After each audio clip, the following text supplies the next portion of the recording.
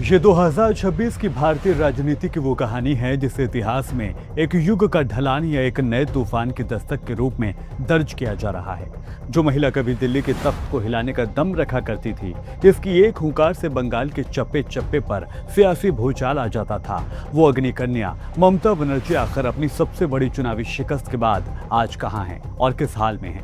क्या ये उनका राजनीतिक अंत है या फिर ये किसी बहुत बड़े बाउंस बैक से पहले की गहरी शांति है?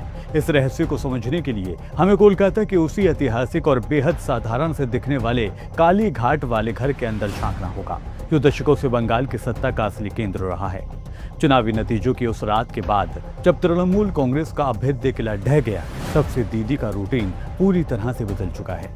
वो अब जनसभाओं के शोर और कैमरों की फ्लैशलाइट से दूर अपने इसी घर के अंदर बंद कमरों में अपनी कोर टीम और चुनावी रणनीतिकारों के साथ घंटों मैराथन बैठकें कर रही हैं। अखबारों के गंभीर एडिटोरियल्स और पॉलिटिकल एक्सपर्ट्स की माने तो ममता बनर्जी इस वक्त अपनी हार की सबसे कड़वी और ईमानदार समीक्षा कर रही हैं। वो जानना चाहती हैं कि आखिर जिस बंगाल ने उन्हें 3 बार सिर आंखों पर बिठाया, वहां चूक कहां पर हुई है। पॉलिटिकल थ्योरी के चश्मे से देखें तो इस समय दीदी के सामने चुनौतियों का एक पूरा पहाड़ खड़ा हुआ है, जो उनके राजनीतिक भविष्य को अंधकार में दिखाता है।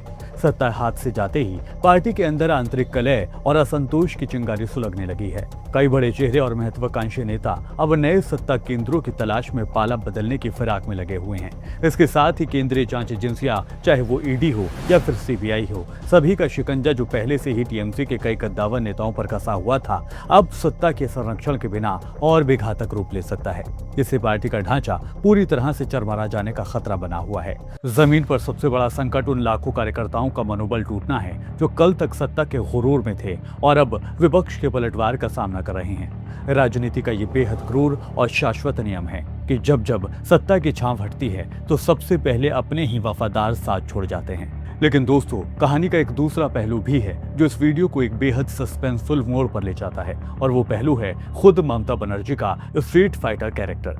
वो कोई महलों से निकली हुई नेता नहीं है, बल्कि नंदीग्राम और सिंगूर के आंदोलन की भट्टी में तप कर निकली एक ऐसी राजनेता हैं जिन्होंने कभी शून्य से शुरुआत करके 34 साल के अजय वामपंथी शासन को उखाड़ फेंका था।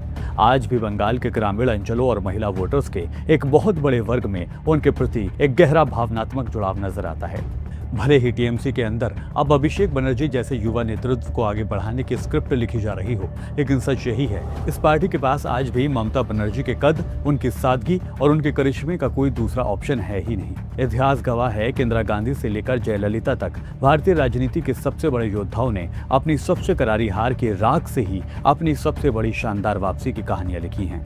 अब यहाँ से दीदी के सामने 3 रास्ते नजर आते हैं। या तो वो बंगाल की सड़कों पर उतरकर फिर से एक आक्रामक आंदोलन खड़ा करें और एक मजबूत विपक्ष की भूमिका अदा करें और जनता की सहानुभूति जीतें, या फिर खुद को नेशनल पॉलिटिक्स में विपक्षी एकता के एक मार्गदर्शक यानी मेंटोर के रूप में स्थापित कर लें, या फिर अपनी विरासत को अगली पीढ़ी को सौंपकर धीरे धीरे नेपथ्य में चली जाएं। कालीघाट के उस शांत कमरे की खिड़की से बाहर देखते हुए पूर्व मुख्यमंत्री ममता बनर्जी शायद इसी कश्मकश में हैं कि क्या बंगाल की मिट्टी में उनकी कहानी का आखिरी पन्ना लिखा जा चुका है या फिर अभी सबसे बड़ा क्लाइमैक्स आना बाकी है। दोस्तों, फैसला पूरी तरह से मैं आप लोगों के ऊपर छोड़ता हूं। आपको क्या लगता है, क्या ममता बनर्जी इस हार के मलबे से निकलकर फिर से एक नई राजनीतिक इबारत लिख पाएंगी, या बंगाल में अब दीदी युग का हमेशा के लिए खात्मा हो चुका है? अपनी बेबाक राय आप नीचे कमेंट बॉक्स में जरूर साझा कीजिएगा। अगर आपको ये वीडियो पसंद आए तो वीडियो को लाइक कीजिएगा, शेयर कीजिएगा और हमारे चैनल को सब्सक्राइब कीजिएगा, ताकि इसी तरह की बाकी वीडियो जो अनबाइस्ड है वो आप देख पाएं। फिलहाल दीजिए इजाजत, आदाब, नमस्कार।